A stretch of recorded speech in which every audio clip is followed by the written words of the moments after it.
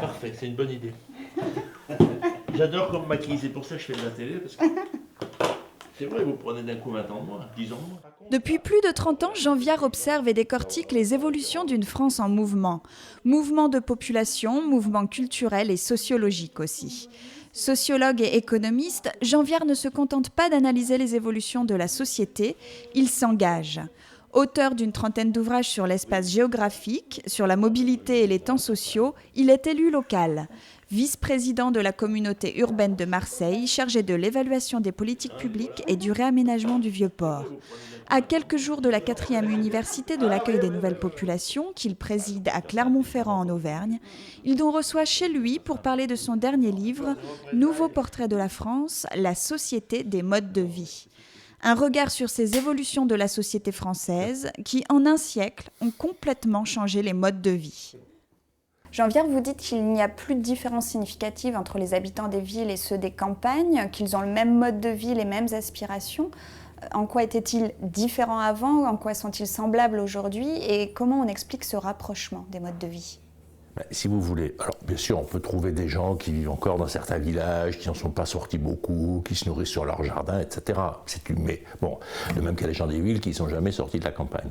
Mais donc il y a des marges. Mais ce qu'il faut dire quoi, c'est qu'on regarde tous la même télé, on fait tous nos courses dans les mêmes magasins, on a à peu près tous les mêmes projets d'éducation pour nos enfants, on essaie de les faire aller à l'école, etc. La majorité des enfants d'agriculteurs font des études en ville, par exemple, pour prendre ça. Vous prenez par exemple les agriculteurs, plus de 70% d'entre eux font leurs courses au supermarché. Donc, il faut comprendre que nos modes de consommation, c'est-à-dire notre société de mobilité, où à la fois se déplacent les produits alimentaires, les individus, les informations par la télé, etc., fait que tout ça nous a beaucoup rapprochés. Et il y a une chose qui est très nette, c'est qu'il y a beaucoup de petits bourgs où, par exemple, les gens demandent à ce qu'il y ait des crèches. Parce qu'au départ, on habitait dans un village, on avait ses grands-parents, etc. Donc la crèche, c'était pas utile. Et puis maintenant, tout le monde est pris dans ce brassage, y compris le fait que beaucoup de gens des villages y sont venus habiter récemment.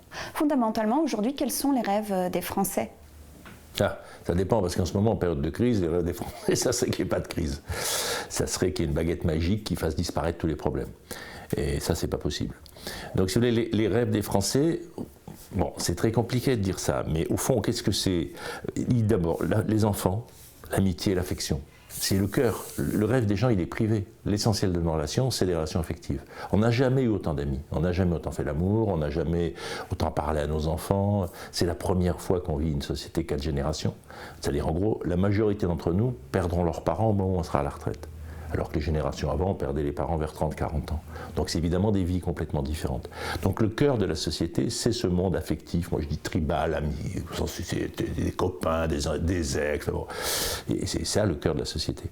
Et puis après, effectivement, il y a le problème de cette société, c'est qu'il y a un bonheur privé, ce bonheur-là, y compris un bonheur au travail, etc. Toutes les études le montrent. Et puis il y a une grande angoisse collective. C'est-à-dire, au fond, je dis c'est une société du bonheur privé, du malheur public. C'est-à-dire, où va la France, où va la société, comment va le monde, qu'est-ce qui va organiser la vie de nos enfants, nos petits-enfants, nos arrière-petits-enfants. Là, il y a des angoisses énormes. Sur le plan géographique, sur le plan de l'occupation de l'espace, quelles sont les conséquences des évolutions que vous décrivez? Deux simples. La première, c'est que 50% des Français ont un jardin. Et que malgré tous les discours des urbanistes, les gens, ils ont envie d'une maison avec un point d'eau, un jardin, un barbecue, un chien, des gosses qui peuvent voir pousser les fleurs, etc. Et un endroit où ils peuvent recevoir leurs amis. Donc le cœur de il y a la première conséquence, c'est que donc 50% des Français ont un jardin, et la moitié des Français habitent à côté de la ville de 1950, autour. Ça, c'est la première chose. La deuxième chose, c'est que les Français descendent massivement vers les grandes régions touristiques, parce qu'au fond, il vaut mieux tenter sa vie dans une région qui est très attractive en images, que ça soit la Provence-Alpes-Côte d'Azur, le Languedoc, le pays de Toulouse, le pays de Grenoble, parce qu'il y a du ski. Le tourisme, c'est pas que la mer, ça peut être le ski, la mer ou le patrimoine. Regardez Paris, qui a aussi une grande fonction touristique. Et donc, au fond, la société urbaine s'installe autour des villes et elle glisse vers les grandes régions touristiques. Et la question, c'est quand on n'est pas dans une région touristique, comment on peut mener la contre-attaque, ce qu'a réussi assez bien Lille, Metz, Strasbourg. Donc il y a des gens qui arrivent autour de leur propre culture, de leur patrimoine, mais forcément il faut beaucoup d'identité locale, beaucoup de qualité de vie, etc., pour qu'il y ait des gens qui aient envie d'aller habiter là. Qu'est-ce qui rend un territoire attractif aujourd'hui pour les Français? Dans quel genre d'endroits ont-ils envie de vivre? La chose de base, c'est que ça soit une région touristique, et la deuxième, c'est que ça soit facile en accès. Puisqu'on a une société de mobilité, la durée, en gros, habiter à plus d'1 heure d'une gare TGV ou d'un aéroport, ça devient très compliqué. Bon, pour schématiser, évidemment. Bon. Donc ça, c'est la première chose. Et puis, après, si vous voulez, il faut que ce soit des lieux qui aient de l'appartenance, on va dire, parce qu'identité est un mot plus compliqué. Il y a des villes où vous avez un fort sentiment d'appartenance. Et je ne sais pas, vous êtes à Marseille, par exemple, bon, tout le monde, il y en a qui n'aiment pas Marseille, mais on voit bien qu'il y a une identité forte. On peut dire la même chose de Nantes, qui a construit, y compris un travail culturel. Par exemple, Nantes avait une appartenance qui n'était pas très claire. Ils ont fait un énorme boulot culturel, avec leur spectacle qui sort dans la rue, avec bon, des énormes monstres qui circulent dans les rues. Bon, donc du coup, Nantes, il y a une ambiance, etc. Et c'est ça, au fond, qui attire les gens. Pour une raison très simple, c'est qu'on passe 12% de notre temps à travailler, 88% de notre temps à faire autre chose. C'est ça, les sociétés modernes. Ben, il est clair que la première question, c'est où je vis mes 88% du temps où je ne vais pas travailler. Et la deuxième question, c'est où je vais travailler. Alors qu'avant, c'était où je travaille, et une fois que je savais où je travaillais, je m'installais à côté. Aujourd'hui, non, c'est plus comme ça que ça fonctionne. Et donc, les villes attractives, les territoires attractifs, sont ceux qui ont de l'identité, de la beauté, de la mémoire et de la qualité de vie. Mais la qualité de vie, ça peut être des crèches, ça peut être des zones piétonnes, ça peut être des spectacles de rue. C'est tout ce qui fait que vous allez de manière aléatoire rencontrer des gens. Si vous la question, c'est comment vous rencontrez d'autres gens que ceux que vous connaissez déjà. Mais ça peut être une rencontre furtive, ça peut être le plaisir de se voir, de se regarder, enfin ça peut être des tas de choses tout à fait différentes, mais c'est cette rencontre aléatoire qui fait l'urbanité. Et donc là où on arrive à le faire, ça marche bien. Les géographes et les démographes décrivent aujourd'hui un phénomène de métropolisation, un grossissement, un étalement des villes-centres. Est-ce que c'est une bonne nouvelle pour les habitants des campagnes ou est-ce que c'est une menace ? Vous savez, longtemps, la richesse, on les a produits dans les terres agricoles où il y avait des sols profonds, les châteaux. Après, on a produit la richesse et il y avait des mines, dessus on a mis des usines. C'était le cœur de la richesse des sociétés, c'est la révolution industrielle. Nous, la richesse, on l'a produit avec notre cerveau. La partie production d'objets, elle est devenue périphérique, il y a 10 à 12% des gens qui assemblent des objets, etc. 15% peut-être. Et donc ça veut dire que l'essentiel de la richesse, elle se produit dans les cerveaux. Et si elle se produit dans les cerveaux, elle se produit dans les métropoles. Là où il y a beaucoup de cerveaux associés qui se rencontrent, qui se télescopent, etc. Mais une métropole, moi je dis c'est une ville-nuage. Une métropole, ça a 30 ou 40 km de côté, puisqu'on fait en moyenne 45 km par jour et par Français. Donc ça veut dire qu'on habite, c'est un espace urbain large, avec des zones très rurales, des zones de périurbanité, des zones de ville historique, c'est ça une métropole. Bon. Et donc ça veut dire la richesse se produit dans les métropoles, et plus les métropoles sont grandes, si ce sont des métropoles de haute technologie, comme Paris ou Londres, plus elles produisent de la richesse. C'est pas vrai pour certaines villes d'Afrique, qui sont des grandes métropoles, mais en fait c'est plutôt que les gens fuient la campagne, donc il y a peu de niveau d'éducation et d'investissement. Mais chez nous, il ne faut pas se leurrer, en France, la première source de richesse, c'est l'Île-de-France. Donc vous dites que c'est quand même une bonne nouvelle pour les territoires ruraux alors. Je dis que si vous voulez, moi je ne suis pas là pour porter des jugements. On est sorti des sociétés industrielles, on est dans des nouvelles sociétés. Vous savez, il faut vous dire une chose simple. Il y a 10 ans, il y avait 1 million d'ordinateurs. Aujourd'hui, il y en a 1 milliard. Donc je veux dire, il faut se représenter des choses comme ça. Ça veut dire quoi? Ça veut dire qu'on a mis des milliards de cerveaux en réseau, en interconnexion. On fait circuler l'information. Dès qu'il y a une découverte quelque part, nous tous les jours, on sait ce qui se passe en Syrie, il y a un tremblement de terre en Chine, vous êtes au courant. On vit dans ce monde virtuel. Et c'est l'avenir de l'humanité. L'humanité, jusqu'à maintenant, le virtuel, il l'a inventé. C'était le religieux, c'était tout ça. Donc, il n'y avait pas de lien réel. On savait que tous les dimanches, on allait à la messe. Mais après tout, peut-être Dieu n'existait pas. Mais on savait que tous les chrétiens allaient à la messe. Ou tous les musulmans le vendredi. Donc, on appartenait à la communauté par le lien religieux. Nous, on appartient à la communauté par le lien virtuel. Et ça, c'est la nouvelle avenir de l'humanité. Et donc, il y a des hubs dans ces nœuds de réseau. Parce que plus on est virtuel, plus on a besoin de se voir. Il ne faut pas dire on est sur le virtuel, on ne se voit plus, non. Les gens qui regardent le plus Internet sont ceux qui se déplacent le plus.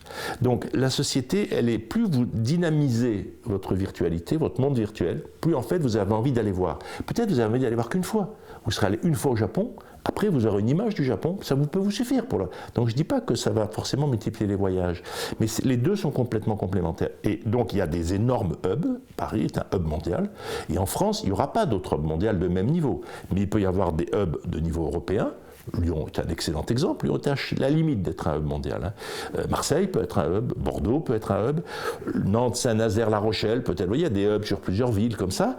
Et puis, après, il y a des territoires comme Clermont-Ferrand, comme des zones comme ça, qui a priori ne sont pas particulièrement dotés par rapport à ces attentes, mais en même temps, il y a une volonté de contre-attaque, d'une certaine façon. Il y a des traditions industrielles profondes, il y a des traditions de qualité agricole, de paysage, regardez le Cantal, etc.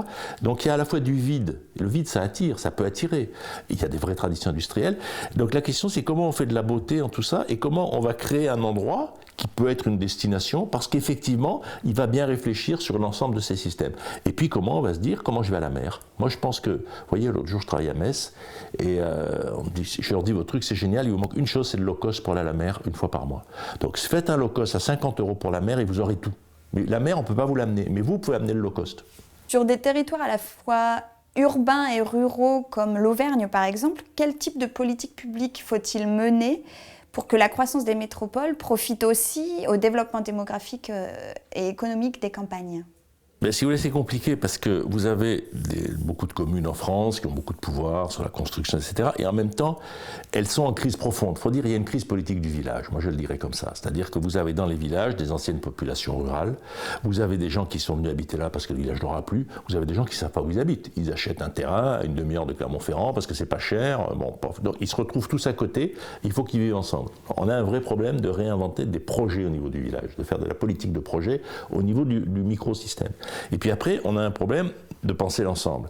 Le problème des élus, souvent, si vous voulez, c'est qu'ils pensent leur population comme un stock. Parce que quand vous êtes élu, vous savez qu'il y a tant d'électeurs qui ont voté pour vous, etc. Or, on est dans une société de flux. Comment on met de l'argent pour que les jeunes du village ils puissent aller au spectacle? Comment on met de l'argent pour que les jeunes du village puissent aller au match de foot? Comment, quand on est un village éloigné, on va avoir des chambres en cité universitaire pour que les enfants soient mis à égalité avec les enfants de la ville qui font des études? C'est-à-dire comment on intègre la mobilité, notamment de la jeunesse, dans l'espace pour créer du lien. Et je pense que c'est là où on est, si vous voulez. Jusqu'à maintenant, on a fait des politiques de pays, des choses comme ça. Au fond, on a un peu agrandi les territoires, des communautés de communes et tout, c'est très bien. Mais au fond, on a un peu agrandi les territoires. Maintenant, il faut intégrer qu'on est dans une société de mobilité, que donc il y a des mobilités différentes suivant les âges, les jeunes, les vieux, les femmes. Regardez, les agricultrices, c'est celles qui font le plus de kilomètres par jour en voiture. Parce qu'elles font tout. Elles vont chercher le phytosanitaire, elles amènent les gosses à l'école, etc. Donc, comment est-ce qu'on pense cette société de mobilité et comment on arrive à l'organiser? Et ça va être très difficile, parce que c'est difficile quand on est élu local de se dire je vais mettre une partie de mon budget pour aider les gens à quitter mon territoire. On a plutôt tendance à vouloir que les gens restent dans son territoire. Or, je pense que les territoires dont on part bien sont ceux où on reviendra facilement. Et c'est ce travail sur le départ et le retour qu'il va falloir faire. Vous allez présider l'Université d'accueil des nouvelles populations. Ce sera à Clermont-Ferrand les 26, 27 et 28 septembre. Qu'est-ce qui vous a intéressé dans cet événement et pourquoi vous avez accepté de le présider, de le parrainer? Si vous voulez, d'une part, c'était une proposition amusante. Donc moi, j'aime bien quand on me propose des choses différentes. Donc ça, on ne me l'avait jamais proposé. C'était nouveau. Je pense que si moi j'ai un métier où si on veut se renouveler, il faut accepter sans arrêt des trucs qu'on ne devrait pas faire, quoi. Enfin, qu'on ne devrait pas faire, qu'on ne sait pas. Tiens, on ne connaît pas, on vous invite, il faut prendre parce que sinon vous vous répétez. La deuxième chose, c'est que je pense qu'en ce moment, la question du rapport urbain-rural, la question des métropoles, des hiérarchies urbaines, le désir des gens d'habiter d'une certaine manière et la construction, la production de logements qui a souvent une autre forme, tout ça, c'est des enjeux extrêmement importants. Parce que le développement de nos sociétés, il s'est fait avec des grandes structures, surtout en France, des grandes entreprises, des grandes hiérarchies, etc., des grands patrons, des grands présidents de région. Je pense que la société de demain, c'est une articulation entre la proximité, le soft, et puis les structures dures comme ça. Et donc là, il y a tout un jeu. Et dans le débat de Clermont-Ferrand, il y a tous ces enjeux sur l'urbain-rural, sur la grande ville et la petite ville, sur la ville et le village. Donc c'est un lieu intéressant. Donc en plus, comme j'avais la carte pour inviter un peu qui je voulais, si vous voulez, puis quand on préside, l'intérêt, c'est on décide pas tout seul, mais on propose un certain nombre d'intervenants. Donc ça permet aussi de faire débattre entre eux, Pierre Weiss, Dabzi, Tabouillot, c'est-à-dire des intellectuels qui se connaissent pas forcément. Donc c'est aussi un intérêt. Puis il y a du public, si vous voulez. C'est un lieu, c'est pas des cours, c'est un lieu où on intervient, mais il y a des salles avec des gens qui posent ces questions. Donc c'est aussi intéressant parce que la qualité du public, si vous voulez, joue évidemment sur la richesse des interventions. À travers l'eau, les forêts, la biodiversité et la mise à disposition d'espaces récréatifs, les territoires ruraux ont rendu ou rendent des services qui sont gratuits à la collectivité. Est-ce que vous croyez qu'ils pourraient les facturer ?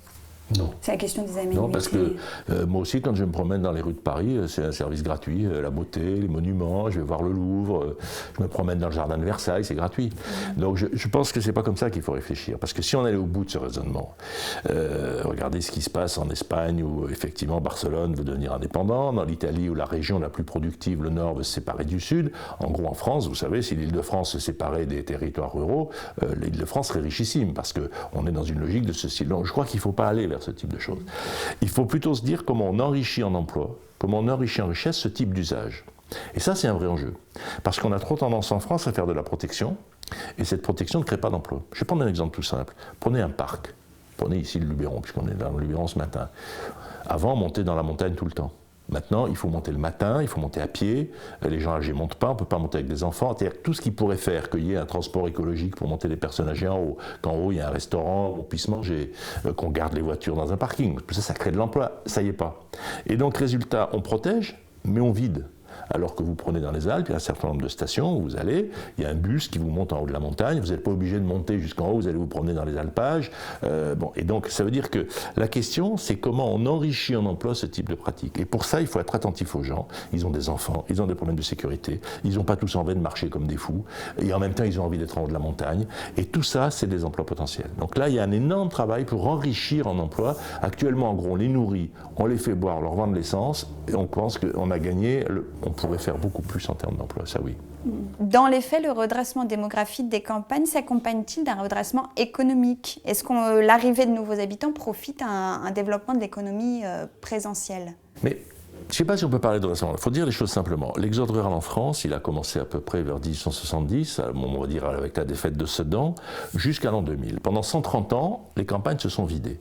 En France, on est passé 3 millions d'agriculteurs en 1945 à disons 500 000 fermes pour être généreux aujourd'hui. Bon. Donc on est dans ces processus. Et puis à partir d'un moment, les campagnes se repeuplent. Elles se repeuplent avec qui? Avec des retraités, des périurbains larges, qui habitent là mais qui travaillent en ville, des gens qui auraient pu travailler n'importe où dans le grand nuage parisien par exemple, qui travaillent sur Internet, bon, on pourrait être absolument n'importe où. Et donc il y a toutes ces populations qui viennent s'installer dans les territoires. Donc c'est un changement. Et puis les ouvriers, il ne faut pas oublier que la majorité des ouvriers français vivent à la campagne. Et que donc effectivement aujourd'hui, la production industrielle est souvent localisée dans le monde rural alors qu'on a une vision usine-ville. Non, usine rurale. C'est important d'avoir ça. Donc tout ça, si vous voulez, c'est une nouvelle population. C'est pour ça que je dis il faut qu'on ait des projets politiques pour les villages parce que c'est différents nouveaux habitants, et en même temps ces nouveaux habitants, ils croisent un monde rural qui continue à diminuer. Donc les paysans continuent à être moins nombreux. Donc vous avez dans le même village une famille dont les enfants sont partis, puis ils voient s'installer de l'autre côté dans la vieille maison en ruine, des gens qui arrivent de Paris ou de Clermont-Ferrand et qui vivent bien, qui ont 2 bagnoles, les filles sont jeunes et jolies, ils sentent une injustice, parce qu'eux, ils ont dû faire partir leurs enfants.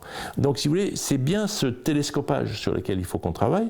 Et d'ailleurs, quand vous regardez la carte du Front National, c'est 50% autour des villes. Ça nous signale bien une crise dans un certain type de territoires ruraux. Est-ce que l'arrivée de ces nouveaux arrivants profite à une économie présentielle? Ben oui, non mais attendez, les nouveaux arrivants, c'est de l'emploi. En gros, il faut se dire, 2 retraités, c'est un salarié. Pour à peu près comme ça. Hein. Donc, il faut dire, chaque fois qu'on touche un couple de retraités, on va dire, on va créer un emploi. À peu près, ou disons 3 retraités. Bon. Mais c'est pareil pour les autres populations. Parce que vous avez des gens qui habitent là. Alors, bien sûr, ils travaillent en ville. Mais ce qui compte, c'est pas là où vous touchez votre salaire, c'est là où vous le dépensez.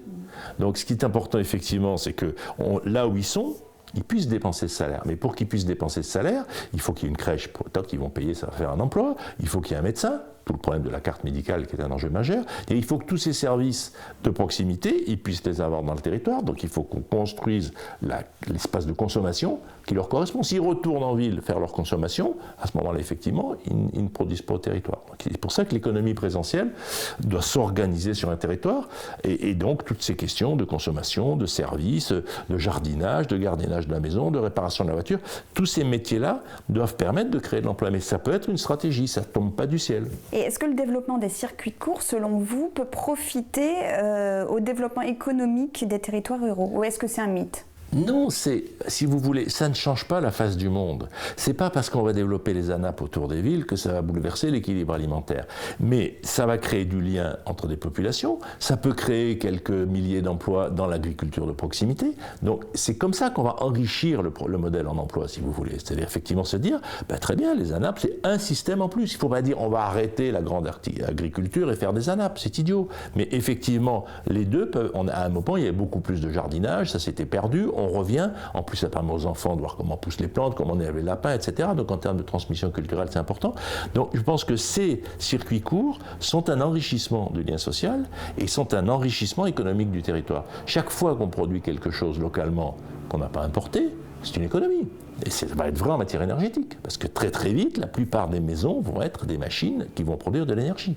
L'énergie pour la voiture, l'énergie pour le chauffage, etc. Donc il y a tous ces processus sur lesquels il faut réfléchir. C'est comme ça qu'on va recréer. Quand on parle de nouveaux modèles de développement économique, c'est pas contre. Il y en a qui disent c'est contre les grands. Moi je crois que c'est pas contre les grands systèmes, les grandes entreprises, etc. Mais c'est effectivement en complément local et c'est effectivement utile.